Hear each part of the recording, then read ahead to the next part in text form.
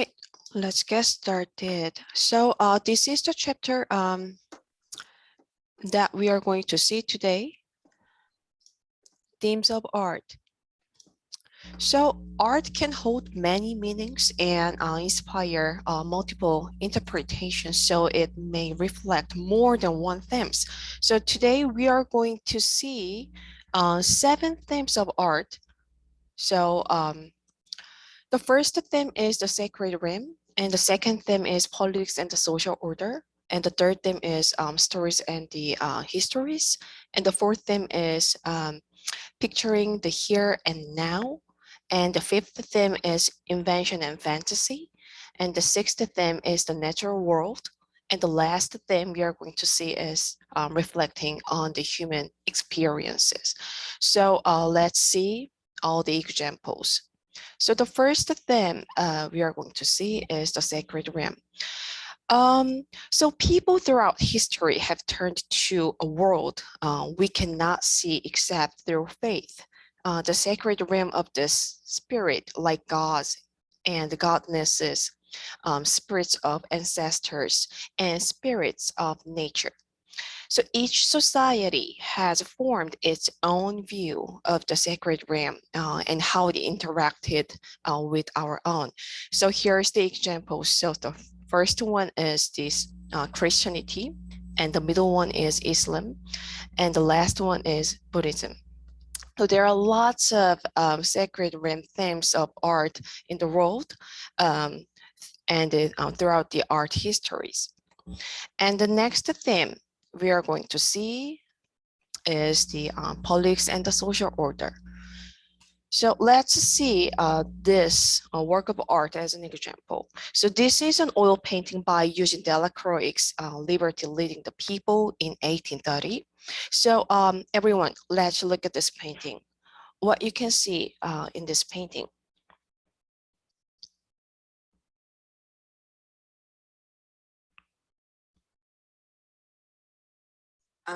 It looked like some people are dead. Oh yeah, yeah, we can see some people dead. Yep. It looks like they at war. Oh yeah, looks like war. Yes, very good. It looks like one is claiming victory with Oh, the flag and very good standing on point. top. Very good point. And let me give you a hint. The background is France, you know, Paris in France. Can you guess? Yes, revolution. Very good. So in 19th century, art remained deeply involved with politics and the social order. In 1 second, someone is coming in. So this is an unforgettable image of Parisians having taken up arms, marching forward under the banner of the tricolor representing liberty, equality, and fraternity. So Eugene Delacroix, Liberty Leading the People, leaves no doubt about the artist's support for the revolution of 1830. So Delacroix completed the painting in the very same year, and it retains the passion of his idealized view of the insurrection and the hopes he had for the future it would bring. Very good, everyone. And here is the next example of the politics and the social order theme. So this is Pablo Picasso's oil painting, Guernica. This is one of the Pablo Picasso's best known works. Can you guess what the painting is about? I know this one is harder than the first one. Just, you know, give me the guess.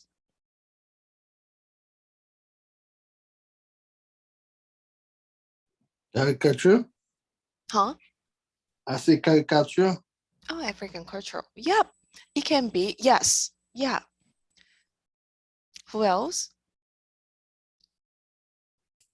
Is it the Great Depression? Oh, very good guess. Let's focus on the color first. Is there any color here? No, it's black and white. Yes. Yeah. It's black and white. Then can you guess the mood of the painting throughout the color? To me, it kind of looks like people are like suffering, and then like there's like a big scary image to me. Like I see a lady Mhm. holding like a dead baby or something, and a guy with a broken leg. Very good. Very good. It was almost perfect. Yes. So let me just tell you the background story of this Hold on, is painting. it about anti-war? It looks like, I don't know. Anti-war. That was the answer. Very nice. Who said that? 1 second. Oh, Shatasha, right? Yeah, yes. Awesome. Yes, it was about anti-war. So on April 1937, Nazi Germany bombed the basket town of Guernica. So it was one of the worst atrocities of the Spanish Civil War. So this Pablo Picasso's painting Guernica is regarded by many art critics as one of the most moving and powerful anti-war paintings in history. Very nice. So let's move on to the next theme of art, stories and histories. So some artists use narrative or storytelling through their work of art. So they have often turned to stories for subject matter, especially stories whose roots reach deep into their culture's collective memory. So this is one of the example of the theme. This is a William Hogarth engraving printing work.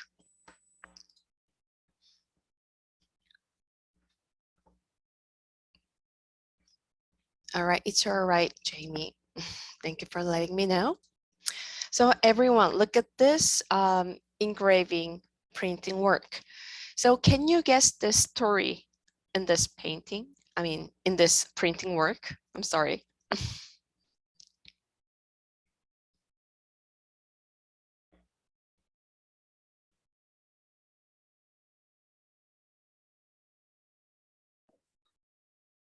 This one's a little harder because it's not drastic. It just looks like, I don't Yeah. know, Mhm. kind of an ordinary day. It can be I hard thought- because, oh yeah, somebody's, okay. No, you can go ahead. Mhm. Who was saying? No, I feel like I don't know. I don't get Oh, the you said vibe. that? Oh, okay. You said you didn't know.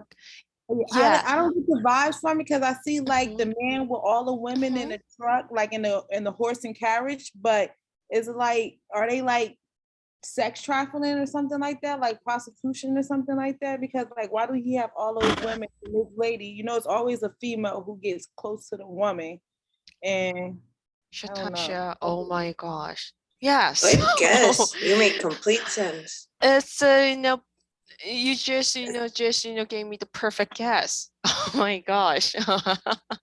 You're the It could be like tell them what it's doing the truck, and you know how like they said it's always a female who get the girls to go with them because they find companionship in them.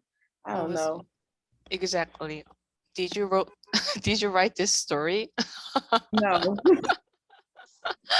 So Yeah, she's right. yeah, you're right. So let me just tell you the background story. It's just almost same as like Satasha just said. So this image shows on innocent country girl Mary Hackabout. This girl's name is Mary Hackabout. So who has arrived in London. So the person who was to serve as Mary's guardian in the city appears befuddled in the background. So this guy leaving Mary to be met by an older woman here. Unfortunately, the older woman runs a brothel and recruits Mary into prostitution. So a series of tragedies ensure, and the story ends with Mary's death after serving time in prison. Very nice. Okay, let's guess, the next painting's story. So this is Judith Becker's mural painting, Great Wall of Los Angeles.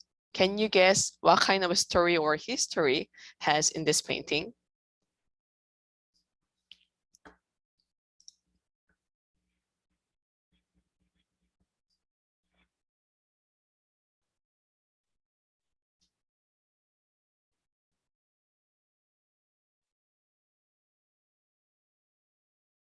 Is it harder than the first one?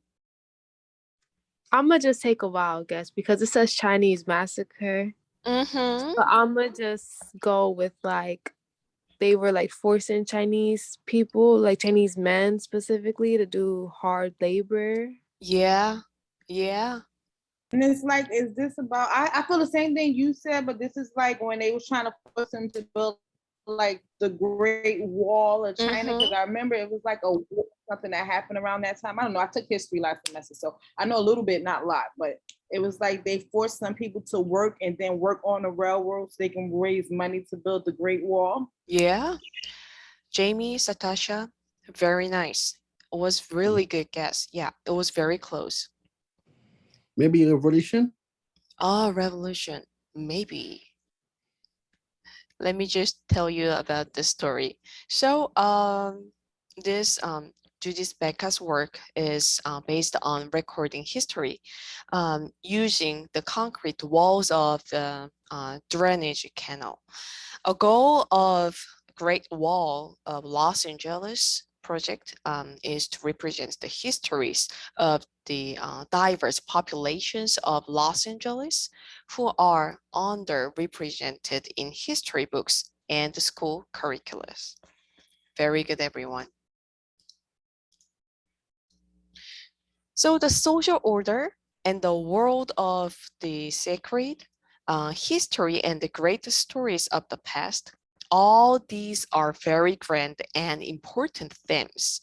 But art does not always have to reach too high.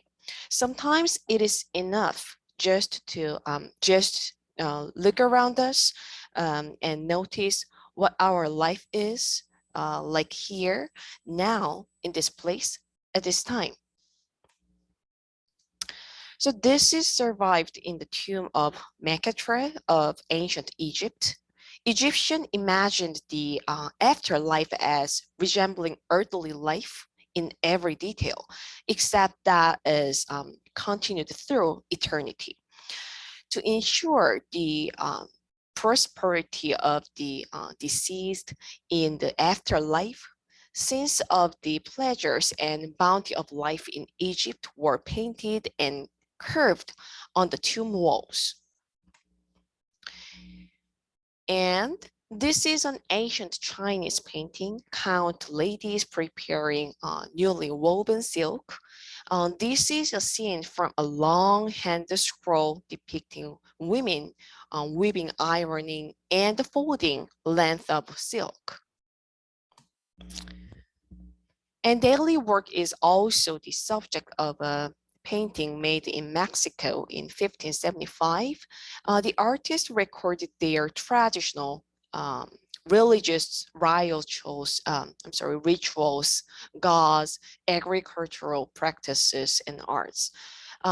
In the scene shown here, artists make clothing and regalia out of brightly colored feathers. And let's move on to the next theme of art, reflecting on the human experience. Everyone would have had different lives and had different understandings of the world and their places in it. However, we also have shared certain experiences just by virtue of being human. Many artists use their personal experience as a theme of work of art. So this is the one of the very famous female artist, Frida Kahlo, and she was a Mexican painter known for her many portraits, self-portraits, and works inspired by the nature and artifacts of Mexico. Inspired by the country's popular culture, she employed native folk art style to explore questions of identity, post-colonialism, gender, class, and race in Mexican society. There is a video in the Mood Room about Frida Kahlo to show her life with her works. So please watch the video to understand her work of art based on her experience. Let's move on to the next themes of art, invention and fantasy. So here is an example of the invention and fantasy theme. Can you read this painting, everyone? What can you see in it?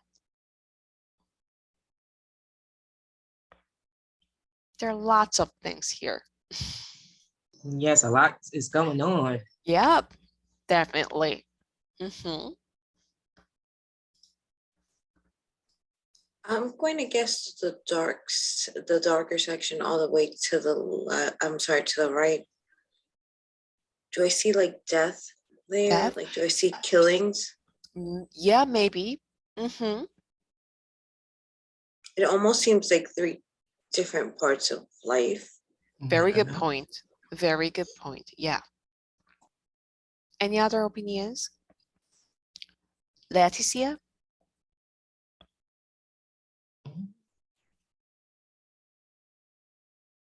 Wow, Um, so much going I'm on. gonna go with What's like going on with the animals? Oh, yeah. They're animals. Yep. Something's going on with them. Mm-hmm. Mm-hmm. I don't know if they're trying to catch them or I don't know. Looks weird. Yeah, looks weird. Exactly. Looks weird. Yes.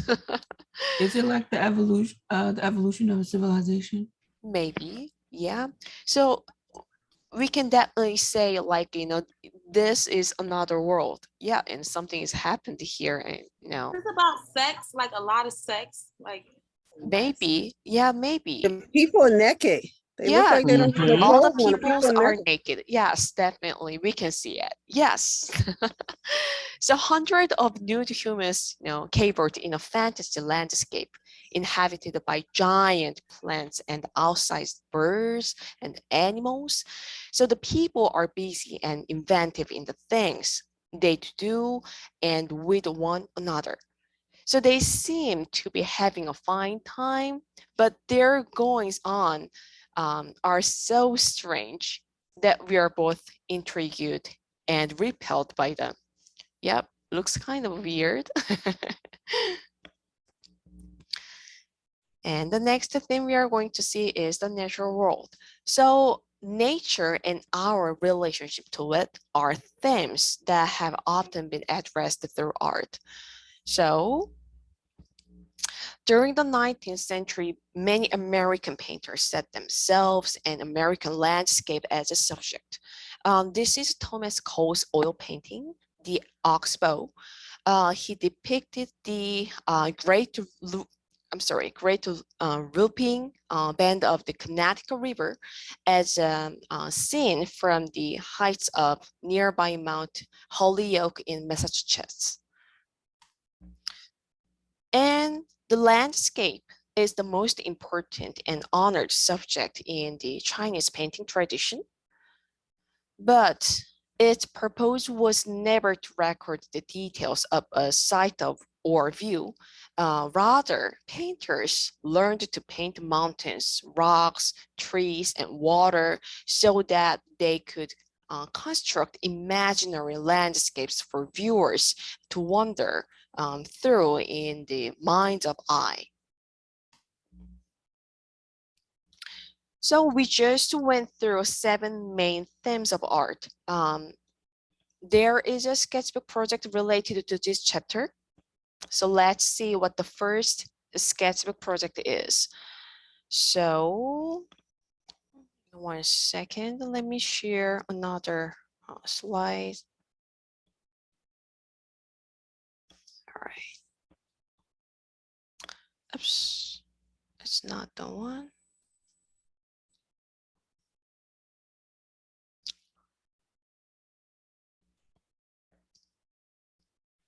All right, so this is the first sketchbook project. Everyone was waiting for it, right? So the first, the project's theme is logo design with your name. So let's see what it is. We just went through the 7 themes of art, the sacred realm, and the politics and the social order, stories and the histories, picturing the here and now, invention and fantasy, the natural world, reflecting on the human experience. So for this project, you will need a sketchbook, pencil, eraser, and any color medium you have. And also the digital drawing is acceptable. So if you can use any drawing software application, then you can use it. Hand drawing and the digital drawing, both are acceptable. So here is the detailed steps. So step one, choose one of the themes of art. We just went through the 7 themes of art, right? You're gonna choose one of them you'd like to represent yourself. And when you post your artwork process with a short description, you must write which theme of art you apply in your name design. And step two, think about yourself. What is your favorite? Who are you? What is your origin? Or your relationship, your personality, and your background, etc. So brainstorming is a great idea with these topics before you design your name. And step three, apply some of the things about yourself in your name design and design your name like a logo. So there are some typography and calligraphy videos to help your name design in the Sketchbook Project 1 posting forum. So I will show you where it is. And please watch the videos when you don't have any ideas about the work. And step 4, design the background based on a theme of art you choose. And step 5, color your name logo and the background with the best way to represent your theme. Lastly, when you finish your artwork, save it for the final submission. You will submit the finished work at the end of the course. So now let me share my logo design as a sample. Give me 1 second. So I just created a sample in a digital version, but you don't need to make it. I just created it because it's just, I can show you this the work step by step. So I chose reflecting on the human experience theme. And here's my name, Su Li, right? And I thought about myself. I have many roles in my life. So I'm an artist, and I'm a graphic designer, and I'm an art educator, and I'm a mother, and I'm a daughter, and I have more roles in my life, but I can just, role like my representative roles in my life. And I thought about which role is my favorite. To be honest, my favorite role is the artist. I kind of feel sorry for my family, but I just wanted to be honest. So based on this brainstorming, so this is the brainstorming stage, and I'm done with that.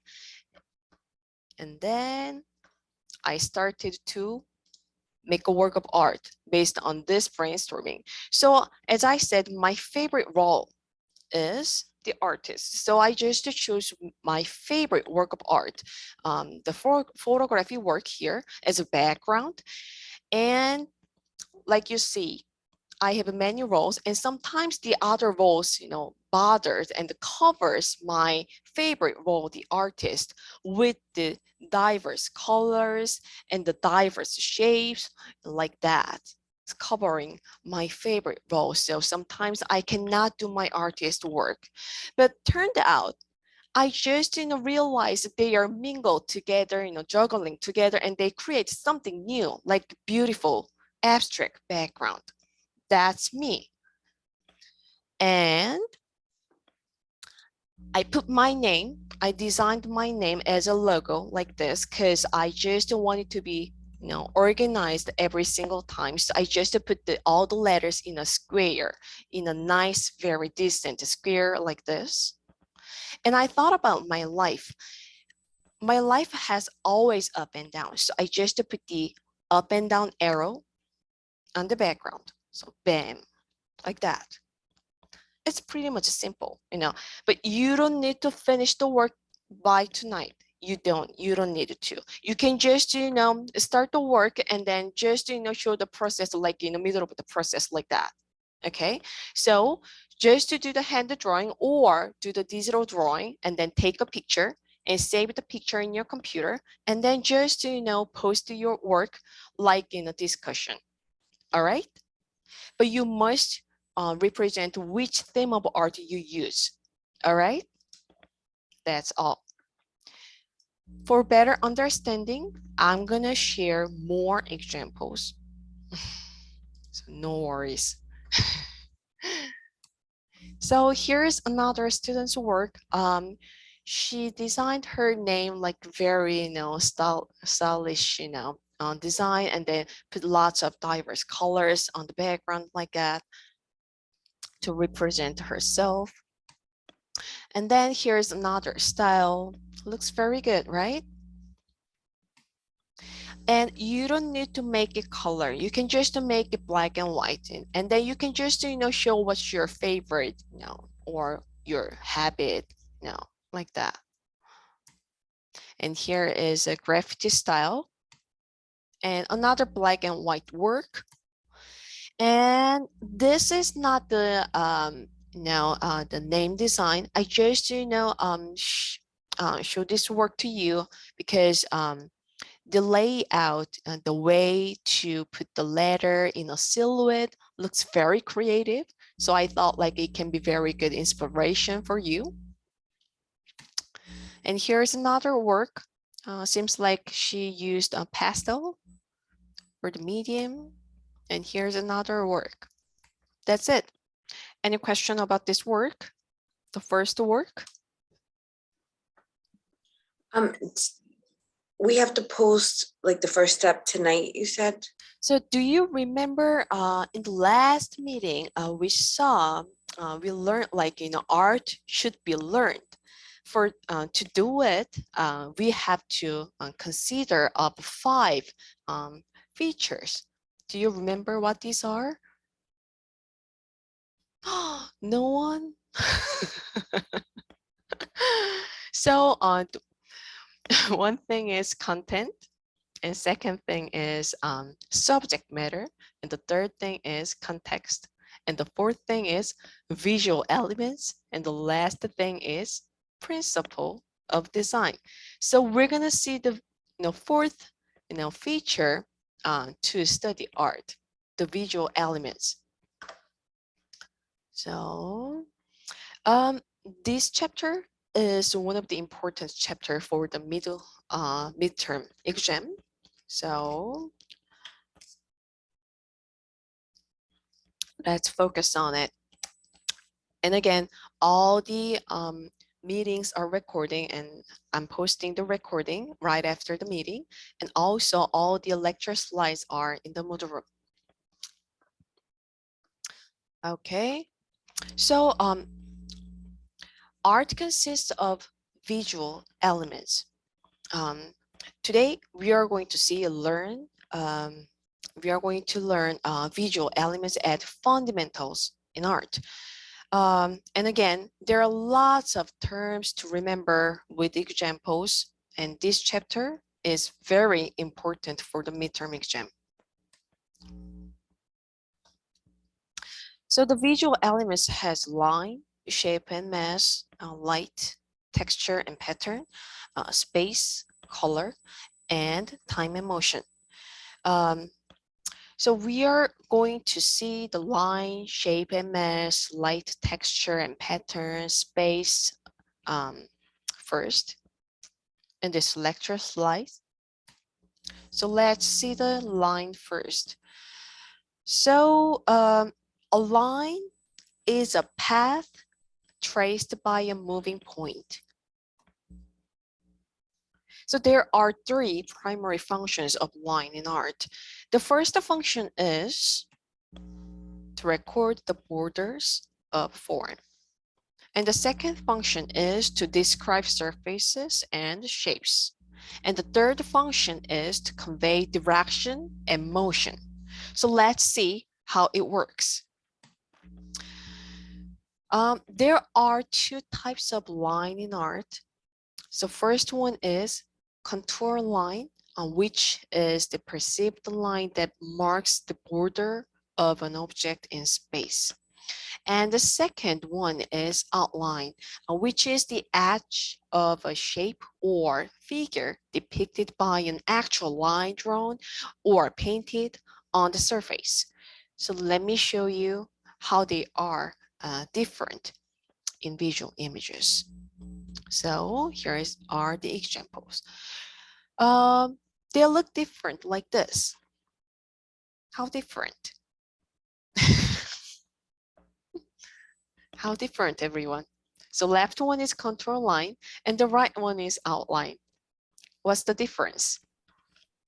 The one on the left kind of remind me of makeup just because the word contour. It kind of, There is a makeup person. I know. Yes, make a contour, right?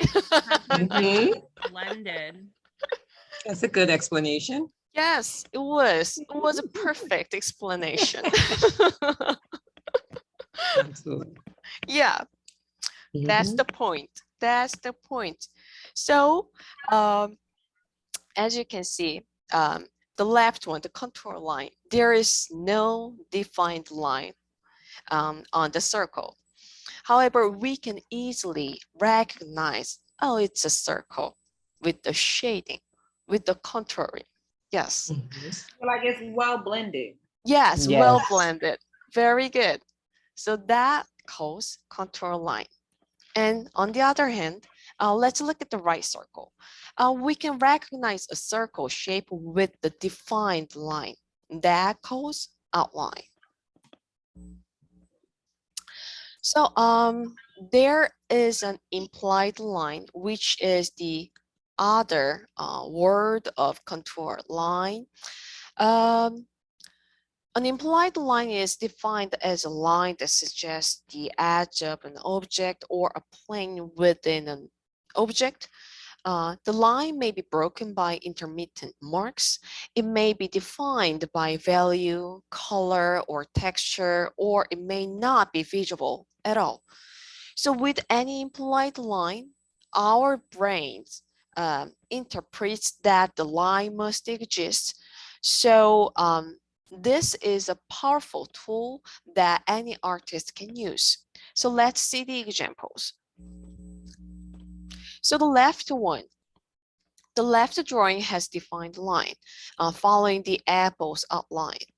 And there is no defined line on the right apple drawing. However, our eyes can imagine the outline of the apple because of chiaroscuro, which is a value mass drawing skill. So that goes implied line. And here are another examples of implied lines. So on the left drawing, there is defined line for the road, right? However, we can imagine, so even though there is no outline following the road, we can imagine there is a road by the vertical lines, supporting the, road shape. And also, let's look at the right image. This is a feather drawing with dots. There are many lines in this feather drawing. However, the dots spread in the feather shape, so we can imagine there is a feather. So that is implied line.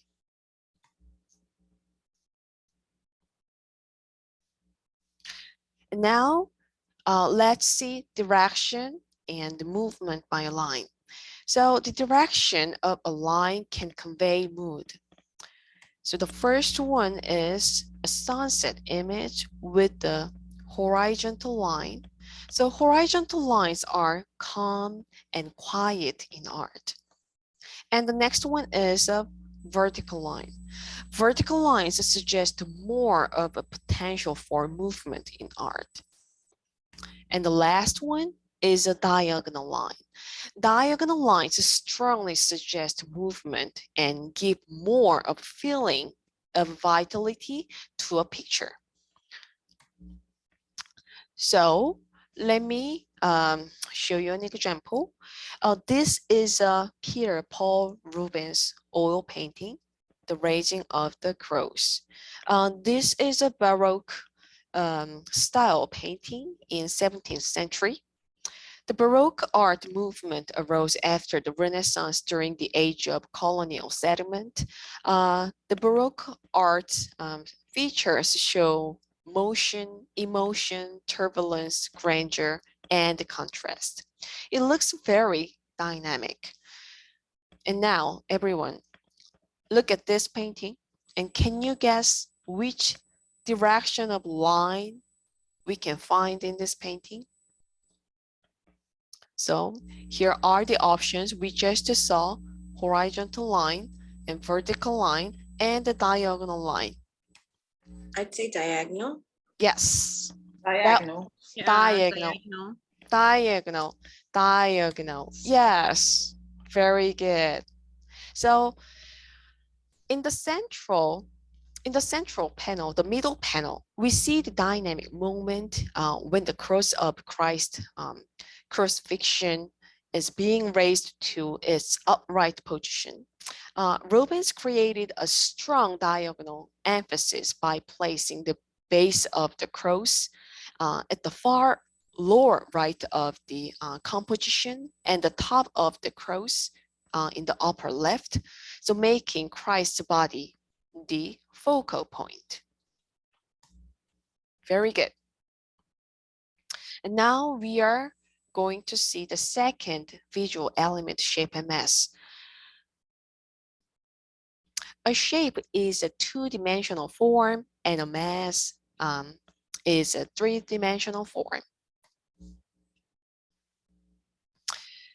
A shape consists of width and height, and each shape within the image occupies an area with identifiable boundaries, and boundaries may be created by a line. And a mass is a three-dimensional form that occupies a volume of space. It consists of width, height, and depth. And shapes can be classified into two types: geometric shape and organic shape. So geometric shapes are composed of regular lines and curves. However, organic shapes are made up of unpredictable, irregular lines that suggest the natural world.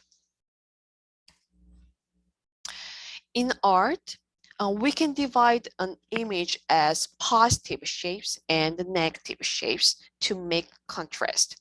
So the positive shapes are the shape of the actual object. So in this image, the chair is the positive shape. And the negative shapes are the spaces in between object, which means the background. And sometimes it calls as figure and the ground. So figure is the object part, like a positive shape. And the ground means background, like the negative shape. And like a line, there is an implied shape in art. An implied shape is a shape that does not physically exist, but is suggested through the psychological connection of dots, lines, areas, or their edges. So let me show you an example. So everyone, look at this example. Which shape can you see in the center of the image? A triangle. A triangle. Triangle, yeah. Triangle, that's right. So there was not physical triangle in this image, but you could recognize it by the psychological connection of the edges that cause implied shapes. Very good. And here is the actual example in art. So this is Raphael's painting, the Madonna of the Meadows. Raphael is one of the masters of the Renaissance in 16th century, and this oil painting was produced in 1505 in Venice. The Madonna of the Meadows exemplifies a religious theme. It depicts Mother Mary with Jesus Christ with John the Baptist. In this painting, Mary is guarding the two lovely children. And as you can see, there is no any physical shape here, right? The shapes physically doesn't exist in this painting. It is our eye movement in the grouping of something, something in this painting. What kind of shape can you find in this painting? Look at this painting. Triangle. A triangle. Oh my gosh. Yes. Yes. So it is grouping the figures a geometric shape composition, and it was a popular divide to provide unity during the Renaissance. Very good, everyone. It was a triangle. And let's move on to the third visual element, light. So light is represented in works of two-dimensional art to define and describe figures and spaces. By using light, we can make a space and three-dimensional mass on the two-dimensional surface. So like other elements we just learned, light has implied light as well. Implied light means modeling mass in two-dimensional. An artist use light and shadow to model objects in two-dimensional works, meaning to give them a three-dimensional appearance. And this is a value scale. So value is defined as a relative lightness or darkness of a color. And it is an important tool for the designer and artist, and in the way that it refines form and creates spatial illusions. And contrast of value separates object in space, while gradation of value suggests mass and contour of a contiguous surface. So this is an example to show implied light modeling mass drawing by Leonardo da Vinci from the Renaissance. So there is no actual light in this drawing, but we can feel there is a light in this drawing, right? So that technique is called chiaroscuro. So that means light and dark. In other words, it is called a shading technique, and is discovered and perfected by Italian painters during the Renaissance. So with chiaroscuro, artists employ value lights and darks to record contrast of light and shadow in the natural world, contrast the model mass for our eyes. So one of the great masters of chiaroscuro was Leonardo da Vinci. So for doing modeling mass, you can use these kind of drawing skills. So hatching with single direction drawing lines, or cross hatching with multiple direction drawing lines, or stippling with dots drawing. And sometimes we can make a modeling mass with a smudge technique. Let's move on to the fourth visual elements, texture and pattern. Texture and so these are the actual texture. See, actual texture is literally tactile, a quality we can experience through touch. And there is a visual texture, and visual texture refers to an implied sense of texture that the artist creates through the use of various artistic elements such as line, shading, and color. So let me show you an example. So this is a painting. However, with an artist's excellent painting technique, we can feel the texture of the image, the wood wall on the background, and the little stuff on the shelf, and everything looks very realistic. That is called visual texture. And the pattern. Pattern is any decorative and repetitive motif or design in abstract ideas. As such, the elements of a pattern repeat in a predictable manner. A geometric pattern is a kind of a pattern formed of geometric shapes and typically repeated like a wallpaper design. Let's move on to the fifth visual element, space. Sculpture, architecture, and all other forms with mass exist in three-dimensional space, and that is the actual space in which our bodies also stand. These works of art take their character from the ways in which they carve out volumes of space within and around them. And the artist, like a sculptor and the architect, draw a picture plan with implied space before they create the actual piece of art. So we can make implied space with the linear perspective technique on the two-dimensional surface.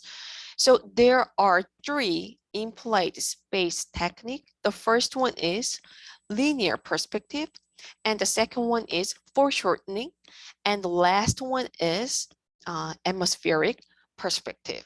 So let's see one by one.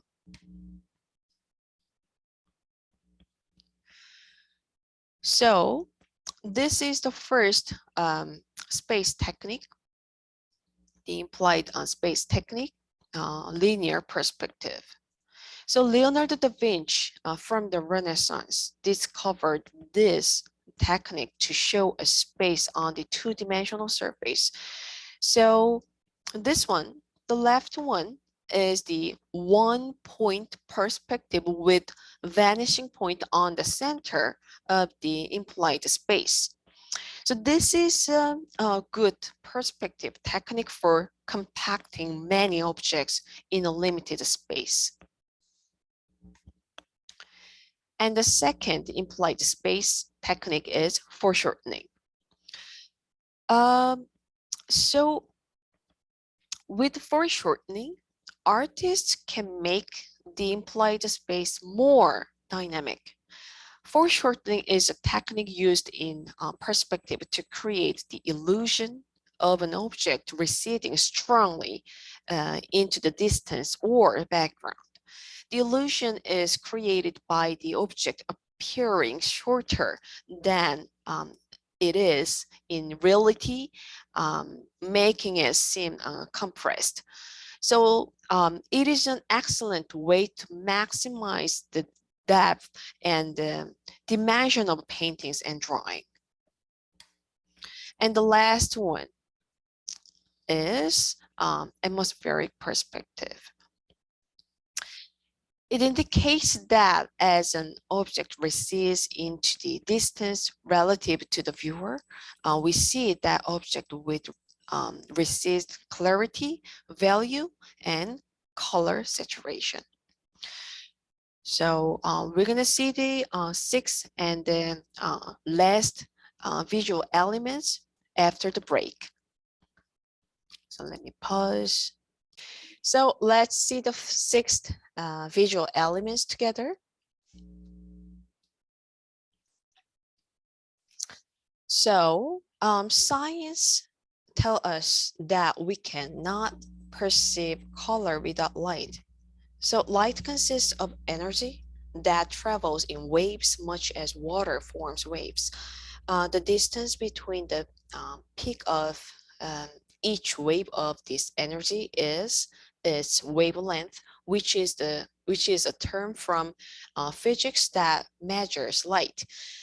If white or normal daylight passes through a prism, we see that it is composed of constituent colors of light, which have different wavelength. So this is a color wheel. We can divide colors as three: primary color, secondary color, and tertiary color. Primary colors are here: yellow, red, and blue. So these are labeled with number 1 on the color wheel. So they're called primary because they cannot be made by any mixture, any other colors. And secondary colors, they are orange, violet, and green. So these are labeled with the number 2. Each is made by combining 2 primary colors. For example, so when you mix yellow and red, then you can make orange, the secondary color. And the last one, tertiary color. So tertiary colors are labeled number 3 here. All the number 3s are tertiary colors. So these are product of one primary color and one secondary color. For example, when you mix one primary color, yellow, and one secondary color, green, then you can make yellow-green, the tertiary color.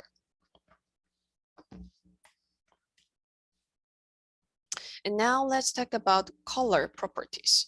So any color has 3 properties: hue, value, and saturation. So let's see what these are. So hue is the name of the color according to the categories of the color we just saw, like red, orange, yellow. And value refers to relative lightness or darkness of the color, just like this: the light red and the dark red. And the saturation or intensity refers to the relative purity of a color. So colors may be pure and saturated as they appear on the color wheel, or may be dulled and softened to some degree. That's the difference. And there are 2 ways to see the colors by light and pigment: additive color and subtractive color. So these are the examples. So additive color, or it is called RGB color, which means red, blue, and green light.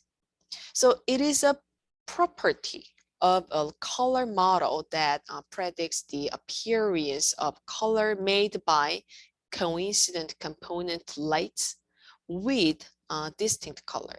So RGB color uses for digital art internet, TV, etc. And the subtractive color or CMYK color, which means C, cyan, M, magenta, Y, yellow, and K means black. So black ink is typically used as the key, so it is called K. So these colors are used for physical colors like printing or paint. CMYK color uses for all kinds of printing such as magazine printing, product printing, t-shirt printing, etc. And we are going to see optical color effects by color. So there are two types of optical color effects we are going to see. The simultaneous contrast and optical color mixture. So let's see the simultaneous contrast first. When there are two colors side by side, these colors interact with one another and change our perception accordingly. So for example, complementary color. So when you see the color wheel again, there are opposite colors like this. So for example, yellow and violet, these are complementary color. And green and red, these are also complementary color. So let's see the examples with the actual painting. So these are Vincent van Gogh's painting. He used simultaneous contrast for optical effects of color in these two paintings. So look at the left painting first. So which colors did he use in this painting? What kind of color can you see in this painting?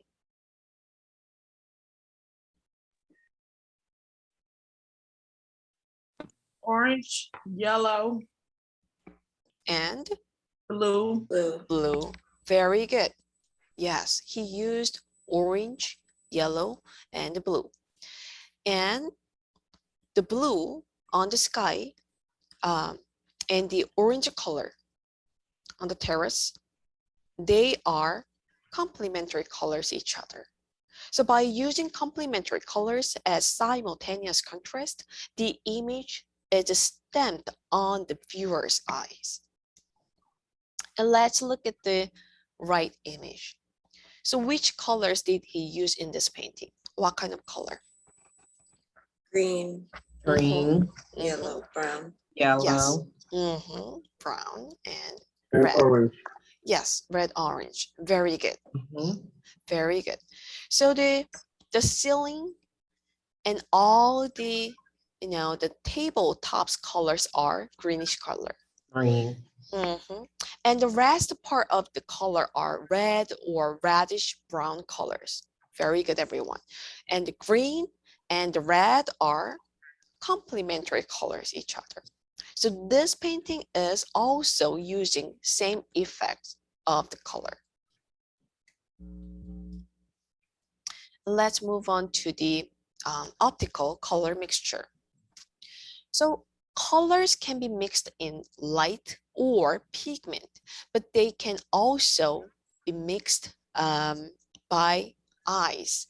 So when small patches of different colors are close together, the eye may blend them to produce a new color. So pointillism artists in modern era, they used this optical color mixture effect so popular in their paintings. So let me show you an example. Let's see these examples first for the optical color mixture. So the left box consists of tiny red and blue dots, and the right box has red and yellow dots in it, right? And now let's look at these boxes with your eyes half closed like that. Can you see what kind of color can you see? in the box? The box is called Red, what? red. What?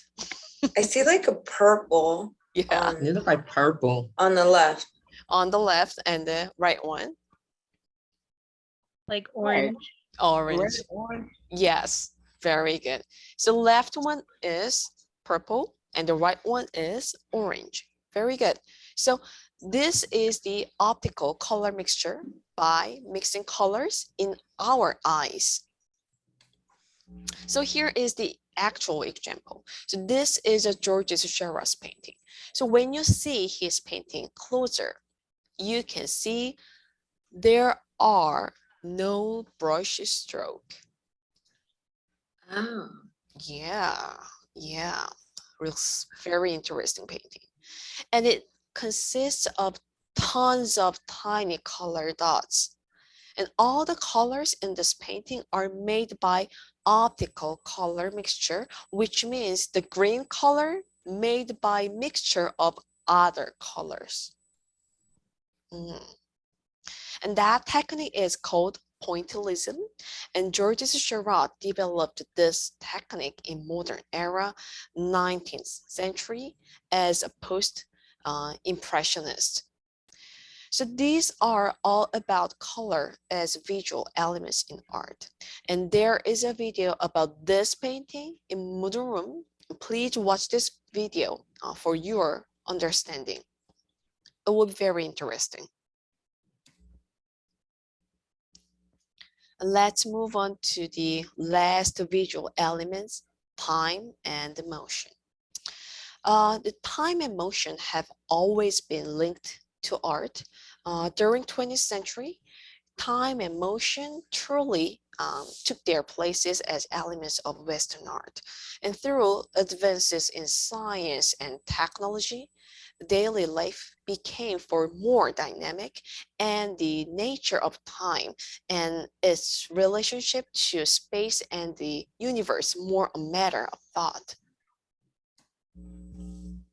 So there is an implied motion like other visual elements.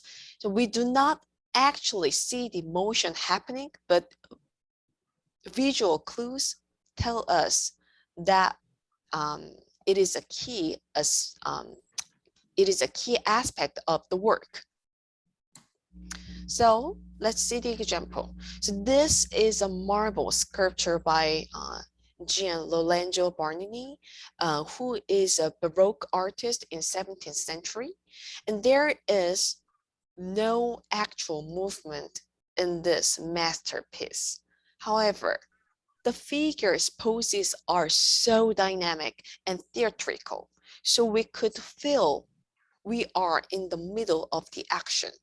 That is called implied motion. And here's a very interesting painting. This is a futurist artist,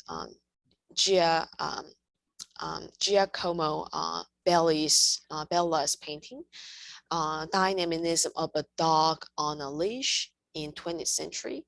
The artist tried to record all the time and motion of the certain moment in one frame. We can see a dog and a person is walking from this painting. That is called implied motion. An artist can also communicate the idea of motion by creating an illusion of it. Artists create this illusion through visual tricks that deceive our eyes into believing there is motion as time passes, even though no actual motion occurs. So let's look at this work of art.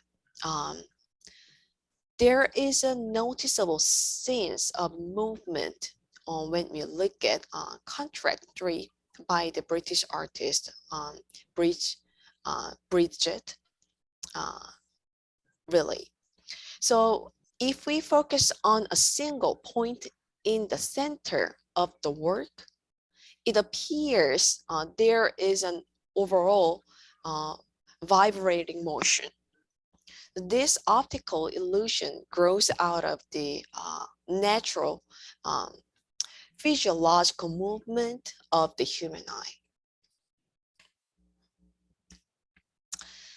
An art that moves is called kinetic art. The actual move is called kinetic art from the Greek word kinetos, means moving. And kinetic art is art from any medium that contains movement perceivable by the viewer or depends on motion for its effect.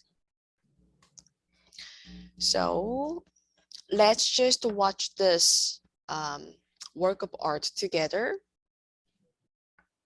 Give me 1 second, let me share my screen again.